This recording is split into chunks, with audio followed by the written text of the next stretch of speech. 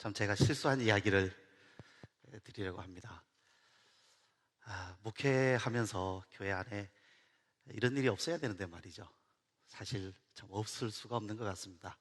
교인들끼리 싸우고 다투고 갈등이 일어나고 또 편이 생기고 결국 또 싸우기는 자기들끼리 싸워놓고 말이죠. 교회 핑계대고 자기들 다 안 나와요. 양쪽 다. 참 이럴 때 어떻게 해야 될지 정말 난감합니다. 근데 제가 말이죠, 참 실수를 많이 했어요. 싸우면, 갈등이 일어나면 당사자들을 불러놓고 사과해라, 화해해라, 손 내밀어라, 양보해라, 뭐 이렇게 주로 했었거든요. 주로 보면 누가 잘했는가 얘기 듣고 또 누가 잘못했는가 이제 그거 잘못 판단을 해주는 거죠. 이제 그리고는 당신이 잘못했으니까 사과하시오, 양보해라. 이것이 제가 할 수 있는 전부였습니다, 사실. 근데 말이죠, 한 번은 우리 교회 집사님 중에 한 분이 그 새신자부를 담당을 하고 있었는데 새 가족이 등록을 했어요. 열심히 한다고 전화를 자주 한 겁니다. 근데 이 전화를 너무 자주 하니까 새 가족이 오해를 한 거예요. 왜 전화를 자주 하느냐 이거죠. 결국에는 이제 갈등이 생겼어요. 새 가족이 안 나오고 말이죠. 이 집사님은 아니 나는 당신들 오는 거 환영하려고 교회 잘 정착하게 해주려고 한 것인데 왜 그러느냐, 왜 오해를 하느냐. 또 이분도 마음이 많이 불편해진 겁니다. 불렀어요. 새 가족 보고 양보하라 할 수는 없잖아요. 이해하라고. 그래서 이 집사님한테 집사님 우리 새 가족이니까 가서 사과하시라고. 그래야지 집사님이 양보를 해야지 누가 양보를 하겠느냐고 그랬어요. 근데 이 집사님이 저를 딱 쳐다보면서 목사님 서운합니다. 어떻게 목사님 저한테 그렇게 말씀하실 수 있습니까? 목사님은 제 마음 아시지 않습니까? 제가 그러려고 그런 건 아니지 않습니까? 그 사람이 오해한 거지 제가 뭘 잘못했습니까? 이제부터는 제가 그분들의 갈등에 그만 개입이 돼버렸어요. 서운하다. 네? 정말 오히려 잘 화해시키고 또 새 가족 잘 정착시키려고 했는데 오히려 제가 참 난감한 그런 입장이 되었던 것이죠. 그러다가 조정이라고 하는 것을 배울 기회가 생겼습니다. 조정. 조정을 해야 되는 거구나. 갈등이 생겼을 때 말이죠, 그 갈등을 해결해 가는 단계가 있습니다. 첫 번째가 뭐냐면 화해죠. 화해. 당사자들끼리 서로 화해를 시키는 것입니다. 사회를 하는 것입니다. 이건 당사자들이 하는 거예요. 그리고 두 번째는 조정인데요, 당사자들이 너무 이제 감정이 상해서 당사자 간의 대화가 안 되고 화해가 안 될 때 제3자가 개입해서 화해를 하게 해주는 거예요. 이제 그 다음 단계가 중재라고 하는 것이죠. 중재라고 하는 것이 바로 그거예요. 사과하십시오, 양보하십시오. 그게 중재예요. 그 다음에 이제 그걸로도 안 되면 그 다음에 이제 재판으로 가는 거죠. 뭐 교회에서는 7이라고 그렇게 말을 합니다만은요. 근데 사실은요, 이 중재나 재판은 나중에 하는 거예요. 할 수 있는 것을 다 한 후에 마지막에 가서 하는 거예요. 근데 사실 여러분, 잘못을 따져가지고 당신 잘못했어, 당신 책임지시오, 사과하시오 이렇게 되면요, 사실은 어쩔 수 없이 사과는 합니다. 그러나 감정은 풀어지질 않아요. 사실은 결국에는 그 사람들 화해가 안 됩니다. 사실상 그 갈등은 계속 잠재적으로 남아있게 되는 거죠. 그런데 우리가 목회자가 해야 될 역할이 뭐냐면 조정이에요. 중재나 재판이나 뭐 7이나 이 단계로 가기 전에 서로 감정적으로 먼저 해소를 해서 화해를 할 수 있도록 돕는 역할, 그것이 바로 조정의 역할인 것입니다. 다시 말씀을 드립니다만 이 조정이라고 하는 것은 갈등 당사자 간에 화해가 이루어지지 못할 때 제3자가 개입해서 화해 또는 합의에 이루도록 도와주는 역할, 그것이 바로 조정이라고 하는 것입니다. 근데 이 조정에는요, 세 가지 중요한 원리가 있어요. 그것은 대화, 그리고 규칙, 그리고 중립입니다. 이 조정은요, 대화를 하는 거예요. 잘잘못을 판단해 주는 것이 아니라 당사자들 간에 지금 대화가 끊어져 있잖아요. 상처가 있잖아요. 그 대화 안 돼요. 당사자들끼리 대화하라 그러면 또 싸웁니다. 그 자리에 와서. 근데 이 조정자가 그분들이 원만하게 대화를 할 수 있도록 도와주는 것이죠.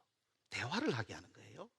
그 다음에 규칙은 이 대화를 하는데 반드시 규칙을 정해야 됩니다. 규칙을 정하지 않으면 대화가 안 됩니다. 세 번째, 조정자는 반드시 중립을 지켜야만 돼요. 자, 저희 교회에서 말이죠. 권사님 한 분하고 집사님이 말 한마디 때문에 갈등이 생겼어요. 근데 이것이 바로 풀어지질 않으니까 뭐 당사자 간에 바로 잘못했다, 뭐 용서하자, 뭐 이랬으면 좋은데 말을 이제 안 해버리는 거죠. 서로 감정이 상하니까 대화가 단절된 겁니다. 그리고 나서 누구랑 대화합니까? 자기들하고 친한 사람들끼리 이제 대화를 하는 거예요. 가까운 사람들. 그러니까 권사님 가까운 사람은 권사님, 또 집사님 가까운 사람은 집사님. 그래서 교회가 양편으로 나눠지게 된 거예요. 이번에는 개인적인 갈등이 팀 대항이 돼버린 겁니다. 팀별로 싸우게 된 거예요. 그리고는 누굴 쳐다보느냐 하면 목사님 쳐다보는 거죠. 목사님이 어떡할 거냐 이거죠, 이거. 예. 나중에 저는 알았어요. 이거 문제가 심각하구나. 그런데요, 교인들은요, 목사님을 보면서 또 누구 편을 드느냐 아주 민감한 문제더라고요. 이거는 뭐 조금만 잘못해서 누구 한쪽에 뭐 잘못했습니다, 뭐 사과하십시오 이랬다가는 이거는 한 사람이 아니라 팀별로 이제 저하고 갈등이 될 그런 아주 위기에 처하게 된 거죠. 그래서 제가 이제 배운 대로 제가 이 조정이라고 하는 방법을 사용해서 이제 갈등 해결을 시도를 했습니다. 먼저 한 사람씩 면담을 했어요. 여러분, 우리가 상담하면 공감하라, 뭐 경청하라, 이건 우리가 다 잘 아는 이야기 아닙니까? 그렇게 합니다. 근데 그렇게 하면서 주목해야 될 것이 있어요. 그것은 뭐냐 하면 그 갈등 당사자가 요구하는 부분이 있어요. 즉 보상을, 자기가 받은 상처에 대해서 보상을 받고자 원하는 그런 욕구가 있단 말이죠. 근데 거기에 이 관심을 둬야 돼요. 그래서 대부분 말이죠, 그런 경우에는 사과를 원합니다. 그리고 재발 방지를 원하죠. 다시는 그런 일이 없도록 해달라. 그래서 양쪽 이야기를 듣고 양쪽 이야기에 주장하는 바에 공통 분모를 찾아냅니다. 그래서 일단은 합의 문을 나중에 작성을 하게 되는데 그 초안을 미리 만들어 두는 것이죠. 그리고 나서 이제 두 사람을 한 자리에 같이 부릅니다. 그리고 이제 저는 조정을 해야 되니까 이 조정하는 과정을 기록할 사람 한 사람을 보조자로 옆에 같이 동석을 해서 총 4사람이 같이 자리에 함께 앉습니다. 그리고 갈등 당사자는 옆에 앉히면 안 되죠. 서로 마주보게 하고 대화를 시작을 합니다. 그런데 이 대화를 할 때 반드시 규칙을 정해야 돼요. 규칙은 이렇게 정하는 것입니다. 한 사람씩 차례로 말한다. 상대방이 말할 때 끼어들지 않고 경청한다. 예의를 갖춘다. 대화 중에 자리를 뜨지 않는다. 대화의 내용은 절대 비밀로 하겠다. 목사님의 지시를 따르겠다. 그리고 그 자리에서 서명을 하게 합니다. 그리고 대화를 시작을 하게 하는 거죠. 규칙을 정했기 때문에 아주 중요한 원리입니다. 한 사람이 이야기할 때 다른 사람이 듣게 돼 있어요. 자기들끼리 대화하라 그러면 어떻습니까? 서로 주장을 합니다. 그러나 이 규칙이 있기 때문에 한 사람씩 이야기를 하게 되죠. 그러니까 본인이 원치 않아도 들어야만 돼요. 자기 순서가 아닐 때에는. 그리고 또 하나 중요한 원리가 있습니다. 바로 가시빼기라고 하는 것인데요, 우리가 비폭력 대화라고 하는 그런 원리가 있습니다. 말하자면 우리가 사람이 하는 말 중에서 평가와 판단이 들어갈 때 상처를 주게 돼요. 그래서 이분이 이야기하는 중에 평가와 판단이 되는 부분을 빼고 그 말을 바꾸어서 상대방에게 전달해 주는 것입니다. 예를 들어서 집사님, 나한테 어떻게 그렇게 말씀하실 수 있습니까? 라고 말합니다. 그러면 제가 이렇게 이야기하죠. 집사님, 그 말씀 들으셨을 때 많이 서운하셨다는 말씀이군요. 이렇게 말을 바꾸어서 상대방에게 전달을 해 줍니다. 그러면 그 이야기를 듣고서 수긍하지 않는 사람이 잘 없습니다. 거의 다 수긍을 하게 됩니다. 아, 저분이 원래 의도는 그래서 그랬구나. 여러분 참고로 마샬 로젠버그의 비폭력 대화라는 그런 책이 있고요, 세레나 루스트의 기린이 작갈과 춤출 때라는 책이 있습니다. 이런 책을 참고하면 많이 도움이 되시리라 생각을 합니다. 자, 이렇게 대화를 나눈 후에 대부분 교인들은 착합니다. 이 정도 선으로 상대방의 입장에 대한 이야기를 듣고 보면요, 대부분 화해를 하려고 합니다. 그때 이제 잠시 두 사람이 따로따로 한 자리에 있지 않고 따로따로 잠깐 떨어져 있게 하고는 그 자리에서 제가 보조자와 함께 합의문을 작성을 합니다. 합의문은 대충 이렇게 간단하게 씁니다.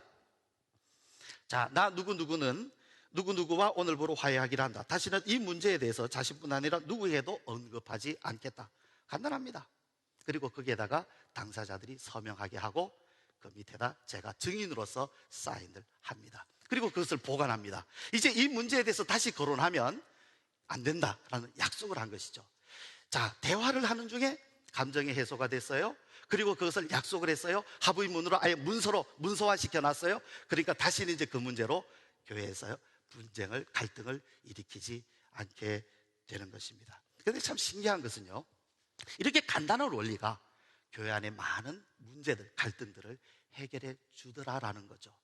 심지어 사실 저희 교회에서도 정말 중직자들 간의 그런 갈등, 제가 부임하기 전에 이미 있었던 그런 갈등의 문제 때문에 사실은 제가 초기에 어려움도 있었습니다.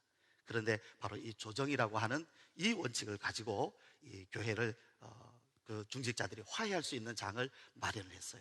얼마나 좋아졌는지 모릅니다. 더 놀라운 사실 중에 또 하나 있는데요, 저희가 저희 집에서 저희 아이들에게도 이것을 그대로 적용을 해봅니다. 아이들이 잘 싸우잖아요. 형제간에 잘 싸우잖아요. 그래서 아이들에게도 싸우면 불러다 놓고 한 사람씩 대화를 하고 그 다음에 둘이 같이 대화를 하게 하고 규칙을 정하고 합의문을 쓰게 합니다. 그러면 형제지간에 잘 화해를 해요.